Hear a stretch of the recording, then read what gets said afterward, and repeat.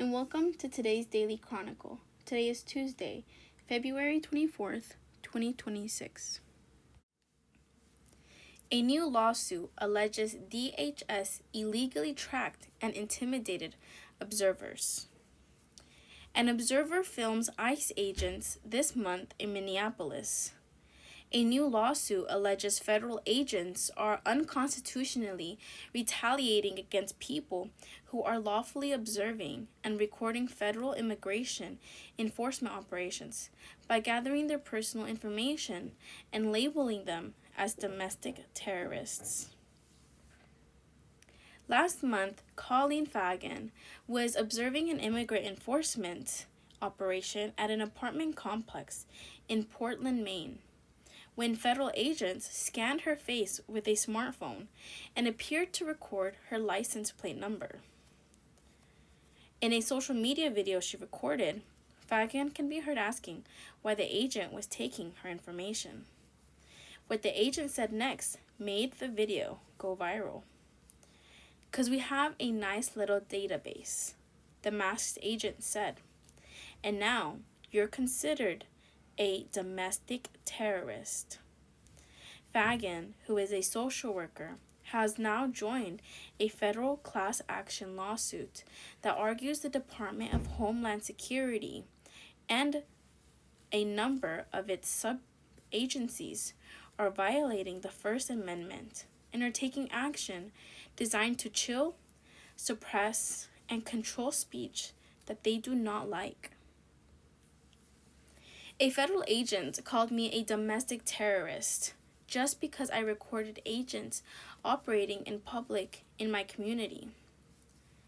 But I have a right to do that, and so do others, Fagan said in a statement. "I want people to know how important it is to use our First Amendment rights to observe and document what is happening. Peaceful dissent is not a crime." Though Fagan's video went viral, her full name had not been widely publicized until this lawsuit. The suit, filed by the legal nonprofit Protect Democracy and the law firms Dunn Isaacson Ree and Drummond Woodson, alleges federal agents are unconstitutionally retaliating against people who are lawfully observing and recording federal immigration enforcement operations by gathering their personal information and labeling them domestic terrorists. Plaintiffs must either abandon their constitutional rights or accept being cataloged and branded as domestic terrorists, reads the lawsuit, which was filed in federal district court in Maine on Monday. That is a choice the Constitution does not require plaintiffs or anyone to make. After the lawsuit was filed Monday, DHS told NPR in a statement, "There is no database of domestic terrorists run by DHS. We do, of course, monitor and investigate and refer all threats, assaults, and obstruction of our officers to the appropriate law enforcement. Obstructing and assaulting law enforcement is a felony and a federal crime. Our law enforcement methods follow the U.S. Constitution." After federal agents fatally shot 2 U.S. citizens in Minnesota last month, DHS officials labeled both of them domestic terrorists in the immediate aftermath. Federal agents have access to facial recognition tools that can be used to identify people in the field. And the lawsuit also mentions the mobile app, Mobile Companion by Motorola Solutions, which allows agents to use a smartphone to scan license plates. These kinds of surveillance tools have allowed federal agents to intimidate observers and protesters by revealing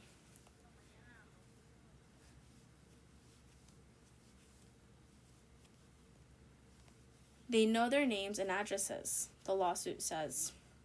Several Minnesota observers have followed federal agents in their cars, have described the described the experience of agents leading them to their own homes to show they know where they live. The lawsuit names other Maine observers who have had the same experience. It is illegal for observers who have had the same experience. It is legal for observers to film and follow federal agents at a safe distance. Scarlett Kim, senior staff attorney with American Civil Liberties Union Speech, Privacy, and Technology Project, told NPR earlier this month. But dozens of people in Minnesota said and declared collected by the ACLU that they were observing federal agents, but were told they were impeding, interfering, or acting illegally. Homeland Security Secretary Kristi Noem said at a press conference in July that violence against DHS agents is anything that threatens them and their safety, and went on to say that included doxing them and videotaping them when they're out on operations. DHS has crafted a wide definition of doxing. McLaughlin told the American Prospect in September that videotaping ICE law enforcement and posting photos and videos of them online is doxing our agents. A memo issued by Attorney General Pam Bondi in December lists doxing law enforcement as domestic terrorism. Eleanor Hilton, another resident of Portland, Maine, is also listed as a plaintiff in the new lawsuits. Federal agents captured her face and license plate with their phones on January 21st, after she began recording them conducting an immigration enforcement operation at Home Depot, the lawsuit says. She says, one told her, "I hope you know that if you keep coming to things like this, you are going to be on a domestic terrorist watch list. Then we're going to come to your house later tonight," according to the lawsuit. Hilton did not stay at her home that night, for the fear of the agent would make good on the threat, the lawsuit says.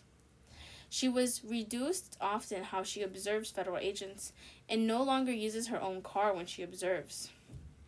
She now parks her car several blocks away from her home and those of family members, out of concern that federal agents might recognize her car and trace it to her home. She says on a recent trip she left her personal phone at home out of concern that she was placed on a government list. Federal agents might detain her and search her phone. Fagan is considered on being on a no-fly or similar list, the lawsuit says, and worries her current or future employment could be affected by any labels DHS gives her. Less than a week before Hilton's interaction with federal agents, Tom Homan, President Trump's immigration advisor, told Fox News host Laura Ingraham that he wanted to create a database of people who impede ICE. These people who want to say, follow ICE and film ICE. And you know what? You can protest. You have that right. Then he added that for those who cross a legal line, we're going to create a database where those people that are arrested for interference, impeding, and assault. And we're going to make them famous, Homan said. We're going to put their face on TV.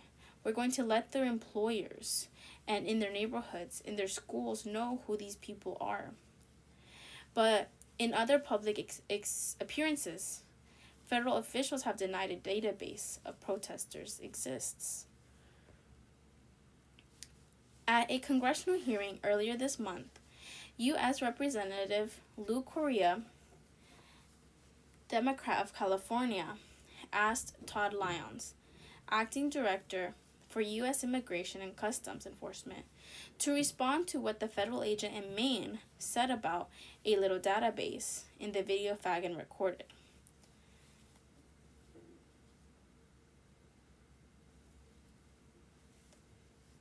"I can't speak for that individual, sir," Lyons said, "but I can assure you that there is no database that's tracking United States citizens." The lawsuit says if defendants' denials are true and the actions captured on video simply involved federal agents pretending to add observers to a database, then they are deliberately lying about domestic terrorist watch lists or databases to unlawfully intimidate observers. The lawsuit is asking federal judge to stop DHS from collecting records on people and from threatening, harassing, and otherwise retaliating against them for exercising their protected First Amendment rights, and to expunge records that have already been collected. Joanna Suriani, counsel at Protect Democracy, said the lawsuit will ensure that the federal government can no longer unconstitutional surveillance tactics to silence its critics and sideline the observers who protect our communities.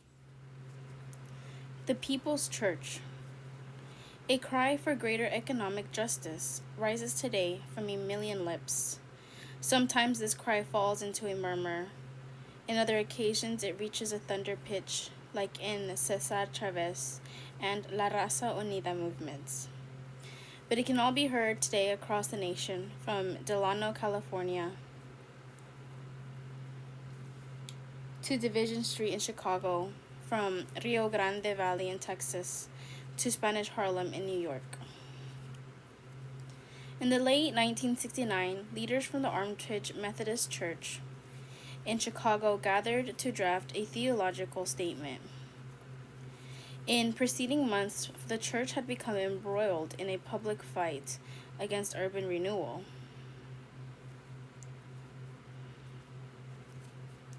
Its buildings had been occupied by the Puerto Rican Revolutionary Young Lords organization, and its pastors, the Reverends Bruce and Eugenia Johnson, had been brutally murdered, stabbed to death by assailants in their home. The case remains unsolved. Shaken by the loss and preparing for the fights ahead, church leaders drafted this statement. As a church, we understand ourselves to be people with a history. We see the process of urban renewal is directed by a few who oppress the majority for the sake of their own political and economic interest. Specifically, we see the poor, especially the Black and Spanish-speaking poor, are denied access to economic independence and security. As a church, we are aware of the limits and possibilities in our community. It is then with this Trinitarian understanding of life and our particular situation that we dare to be the church in Lincoln Park, in the midst of limits and possibilities, being forced to decide on behalf of all men to embrace the mission for the sake of humanness. The statement, which came from a largely white and liberal congregation, signaled the church public partnership in a grassroots movement to dream of new housing and community possibilities for a neighborhood on the brink. In Chicago's Lincoln Park neighborhood, the dream was housing by and for poor people. It was a powerful message made even more urgent by the politics that engulfed it. When the members of Armitage Methodist Church penned these words, Chicago was a city reeling from its urban renewal binge. The assassinations of several radical activists and a progressive religious community on the verge of being dismantled. The city was once considered the center of liberal Christianity, saw its foundations rocked by a new wave of Black and brown power activism, bold, imaginative, anti-capitalist, anti-imperialist. Not impressed with the church's verbal commitments to the struggles of poor people, to make their point, Latino radicals started occupying, disrupting church services in 1969. First in Chicago, and later in Los Angeles, New York City, and Houston. These young radicals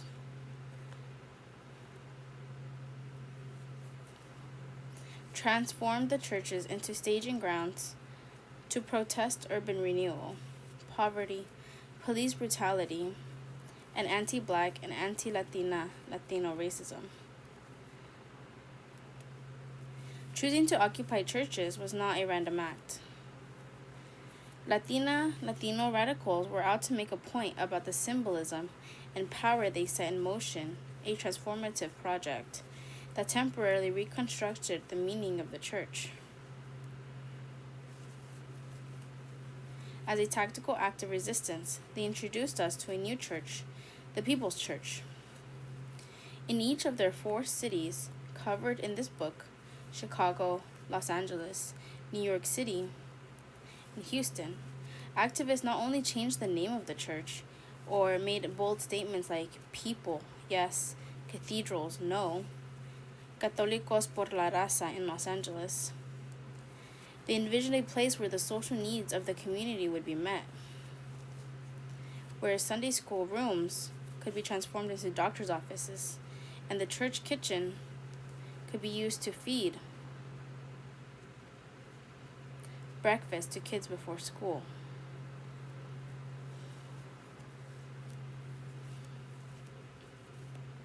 This program guaranteed that the church was very building itself, was anything but neutral, and was instead part of a larger project to push back against urban renewal, to push back against the feeling of displacement. In every conceivable way, they believed that another church was possible. These occupations and disruptions, their context in the midst of an urban crisis, the tensions they created, and the worlds they imagined, made up the central subjects of this book. In 1969, churches became strategic sites, indeed sacred spaces, where radical groups staged their movements and proclaimed their message of community control and power to the world. The occupations and disruptions took place against the backdrop of Black and Brown power movements. In the late 1960s, that shifted civil rights rhetoric towards a class-oriented, revolutionary nationalism that challenged economic inequality and white supremacy. It was a moment when, as historian Carlos Blanton argued, radical ethnic politics eroded a basic underlying premise of 20th century liberalism. Pluralistic politics in which ideology and national interest subsumed ethnicity.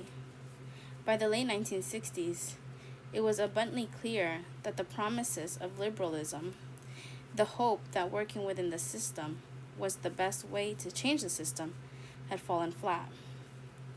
Nowhere was this clearer than in the American city, where the urban crisis had wrought despair, destruction, and displacement of the poor and working families. The American city, which much of the 20th century, and especially in the years after World War II, had provided economic opportunities for Latina and Latino immigrants, found itself in steep decline. As the historian A.K. Sandoval-Strauss has shown, federal policies to transform the city and subsidize the suburbs resulted in an urban crisis that triggered population loss, economic decline, fiscal crisis, rising crime, and the racialization of all of the above. This toxic mix resulted in a lack of city services, housing displacement, and the continued criminalization of Black and brown bodies. Caught in the middle of this urban drama were religious institutions that debated whether they should be uproot and move to the suburbs or stay and join the fight to save the neighborhood. The choice was not always clear. Urban renewal policy and programs, as it turns out, posed a significant challenge to Protestant and Catholic churches, many of which found themselves in the crosshairs as neighborhoods changed. But religious institutions were also experiencing transitions of their own.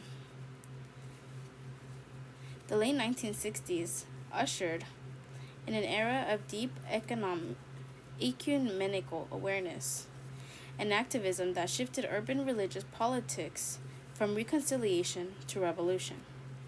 This created tensions between a cohort of religious leaders interested in studying theology against the backdrop of the urban crisis, and others interested in closing churches and starting over in the suburbs.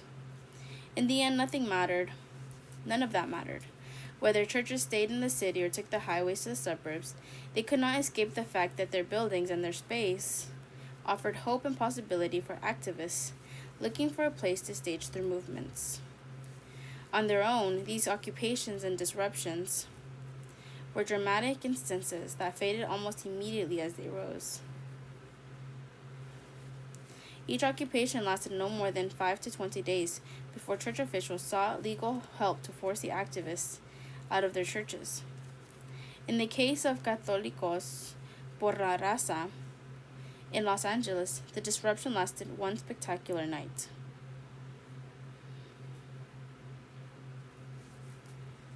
Yet each story not only gripped the headlines and frightened white religious leaders across the country, but inadvertently buoyed the causes of Latino religious insiders, Protestant and Catholic clergy and laity, whose movements for more visibility within church structures had taken root but remained marginal.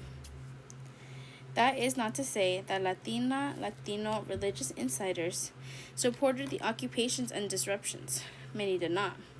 But these actions did move them to the center of the discussion on race and power, until then had centered on black and white tensions in the church. The brevity and sensational theatrics of these occupations and what they teach us about the unlikely relationship between Latina radical politics and religious leaders have remained an untold story about recently.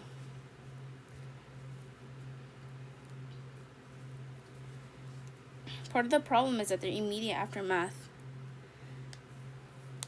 evangelical news outlet like Christianity Today, disregarded their importance, calling the Young Lords gangs that trashed churches and left extensive damage, including Marxist posters and stacks of revolutionary literature advocating violence.